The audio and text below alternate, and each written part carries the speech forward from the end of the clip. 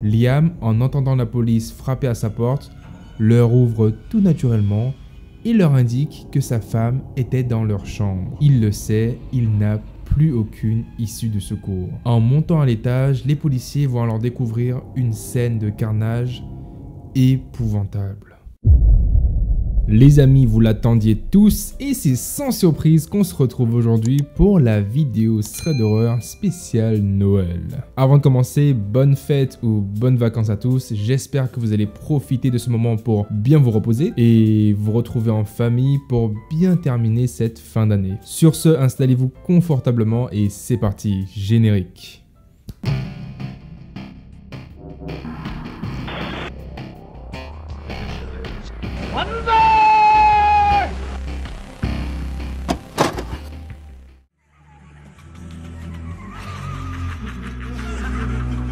Cette première histoire, comme vous l'aurez deviné, s'est déroulée la veille de Noël. Ce soir-là, après avoir passé un excellent réveillon avec sa famille, Fanny décide de rentrer chez elle un peu plus tôt que d'habitude. Ses cousins, après l'avoir déposée devant chez elle, lui demandent si elle avait envie qu'il reste avec elle pour le reste de la soirée. Mais Fanny, qui avait envie de passer un peu de temps toute seule, refuse gentiment leur proposition et rentre chez elle. Et avant de rentrer, elle remarque qu'une voiture qu'elle ne connaissait pas était garée juste devant chez elle. C'était certes un peu étrange, mais vraiment rien d'anormal puisqu'on est la veille de Noël et que de nombreux membres de la famille de ses voisins s'étaient sûrement rassemblés entre eux pour passer les fêtes. Une fois à l'intérieur de sa maison, Fanny verrouille la porte, se saisit de quelques carrés de chocolat et commence petit à petit à s'installer devant sa télé. Elle a à peine le temps de se changer en tenue de pyjama qu'elle entend quelqu'un frapper à sa porte. Fanny déverrouille celle-ci et l'entrouvre légèrement pour voir apparaître un homme qui se tenait juste devant chez elle. Il a les cheveux bruns, il porte des lunettes et il avait une tenue assez décontractée. Dans l'ensemble, l'homme avait l'air plutôt normal et alors qu'elle s'apprête à ouvrir la porte entièrement, ce dernier lui dit « Bonsoir, je me demandais si la voiture qui est dehors était à vendre. » Fanny lui répond à la négative puisqu'elle n'avait jamais vu cette voiture de sa vie. L'individu enchaîne alors en demandant à Fanny si quelqu'un d'autre était présent à la maison pour pouvoir le renseigner par rapport à ce modèle de voiture super rare. Fanny, sans trop réfléchir, lui répond alors directement qu'elle est seule à la maison ce soir et qu'il pourrait revenir un autre jour pour se renseigner. Elle ferme ensuite la porte et verrouille celle-ci aussi vite qu'elle peut. À peine a-t-elle eu le temps de fermer la porte que l'homme commence alors à frapper contre celle-ci en criant sur Fanny. Terrifiée, Fanny commence alors à ramper sur le sol en direction du salon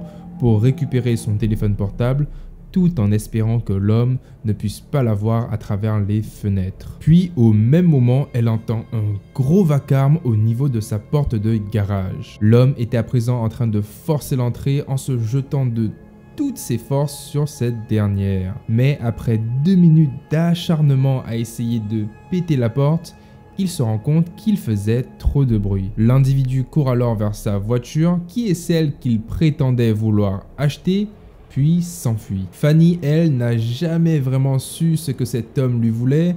Probablement voulait-il juste voler des choses dans sa maison ou voire pire. En tout cas, elle se porte bien, mais cet incident lui aura tout de même laissé un souvenir très particulier.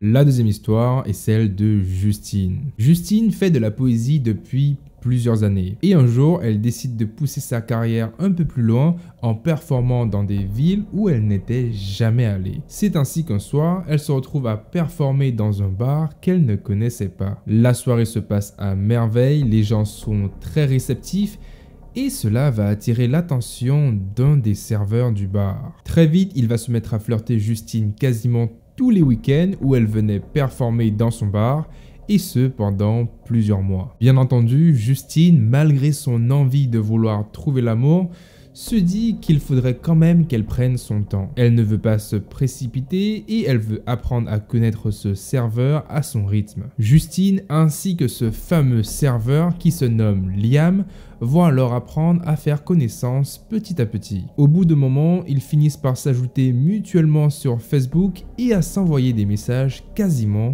tous les jours. Cependant, Justine avait toujours une sensation étrange qui lui trottait sur la tête lorsqu'elle discutait avec Liam.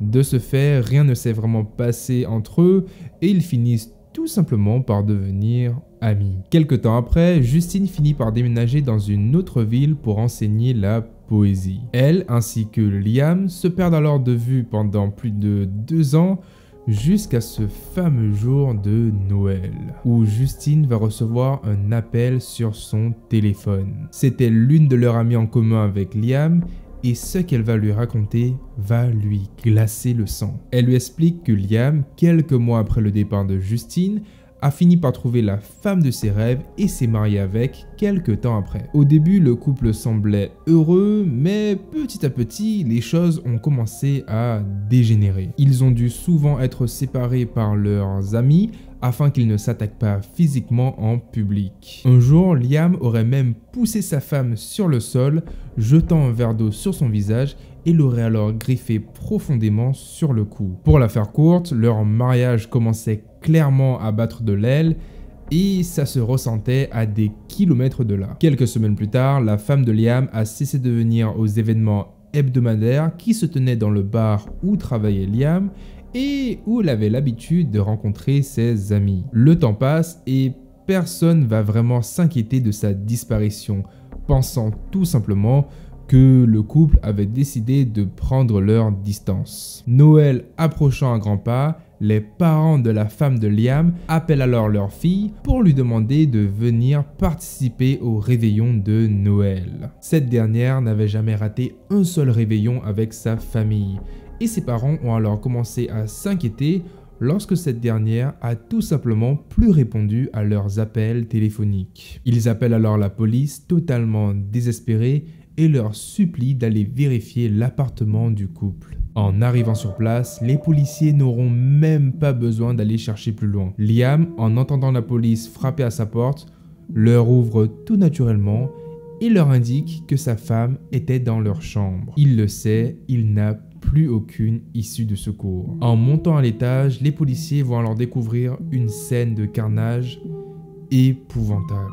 La femme de Liam, ou devrais-je dire son corps, gisait sur le lit depuis déjà plusieurs semaines. L'odeur est insupportable car le cadavre de cette dernière avait déjà commencé à se décomposer et à infiltrer le lit entier. Pendant tout ce temps, Liam a continué à travailler au bar comme si de rien n'était, à participer aux événements et a même commencé à écrire sur un blog intitulé « Comment faire fonctionner son mariage ». Ce qu'il ne va pas préciser aux policiers, c'est que chaque soir en rentrant chez lui, il se couchait tout naturellement à côté de sa femme en putréfaction et ce, dans une froideur la plus totale. Le pire dans tout cela, c'est que Liam avait déjà eu un enfant d'une autre relation. Une fille avec laquelle il a eu l'occasion de fêter de nombreuses fêtes comme Halloween, Pâques, etc.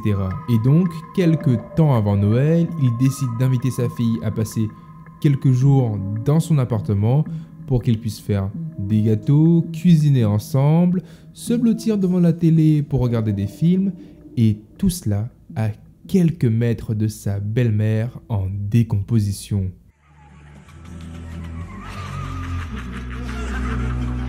Avant de commencer, on va remettre les choses un peu dans leur contexte. Eric a un oncle nommé Albert qui est marié à une femme dont ensemble ils eurent un enfant. En grandissant, la mère d'Eric lui dit de ne pas trop fréquenter sa tante, donc la femme d'Albert, car cette dernière était assez étrange. Elle lui dit de tout faire pour ne pas s'approcher d'elle dans la mesure du possible. La raison est simple, elle draguait souvent le grand-père d'Eric, se présentait chez les membres de la famille totalement à l'improviste et provoquait souvent des bagarres. Avec le temps, ils ont fini par bloquer le numéro de téléphone de la femme d'Albert, l'interdisant au passage de rentrer dans la maison de la famille d'Eric et de celle de ses grands-parents. Les années suivantes se sont écoulées sans trop de problèmes, jusqu'à ce jour de la veille de Noël. Comme le veut la tradition, la famille d'Eric se rassemble tous les ans à cette période de l'année pour fêter, manger un coup, discuter, bref, passer du bon temps. Tout le monde est convié, sauf la femme d'Albert, qui, je vous le rappelle, n'était plus la bienvenue parmi eux. Et alors qu'ils sont en train de manger, la sonnette de la porte d'entrée retentit. En regardant par la fenêtre, que voit-il? La femme d'Albert se tenant sur le pas de la porte. Albert se lève alors et sort parler à sa femme. Depuis l'intérieur, tout le monde pouvait l'entendre crier sur Albert en le menaçant lui ainsi que sa famille s'il ne lui donnait pas de l'argent. À ce moment-là, les parents d'Eric sortent alors dehors pour essayer de raisonner le couple, mais trop tard, Albert finit par monter dans la voiture avec sa femme et part en plein milieu du réveillon. Toute la famille reste là devant la fenêtre, stupéfait et totalement confus. Et entre-temps, Albert envoie un message à la famille, les indiquant qu'il va bien et qu'il sera de retour très bientôt. Il leur dit que lui et sa femme sont en train de se diriger vers le distributeur de billets automatiques le plus proche pour retirer de l'argent afin que sa femme puisse le laisser tranquille. Et après 1 heure, Albert revient auprès de sa famille avec quelques hématomes sur le visage et sans sa femme. Il indique à tout le monde qu'il a fini par la déposer à la maison après lui avoir donné de l'argent. Vous l'aurez deviné, le reste de la soirée se poursuit dans une ambiance assez tendue et gênante. Après l'incident, les choses n'ont fait qu'empirer de jour en jour. La famille découvre que la femme d'Albert se droguait et que cette dernière le trompait depuis bien longtemps. Mais Albert, lui, n'a jamais vraiment eu la force de prendre ses distances avec cette femme qui clairement était en train de l'abuser et de profiter de lui depuis toutes ces années. Les amis, c'est tout pour cette vidéo spéciale Noël numéro 2. J'espère vraiment qu'elle vous aura plu. Comme d'habitude, si elle vous a plu, n'hésitez surtout pas à laisser un commentaire ou à me donner le meilleur cadeau que vous pouvez, c'est-à-dire un like sous cette vidéo. Sur ce les amis, d'excellentes fêtes à vous, j'espère que vous allez bien profiter, bien manger, sortir de là avec quelques kilos en plus. Je vous souhaite mes meilleurs vœux, prenez soin de vous et je vous dis à la prochaine pour une nouvelle vidéo. C'était Kensho et joyeux Noël!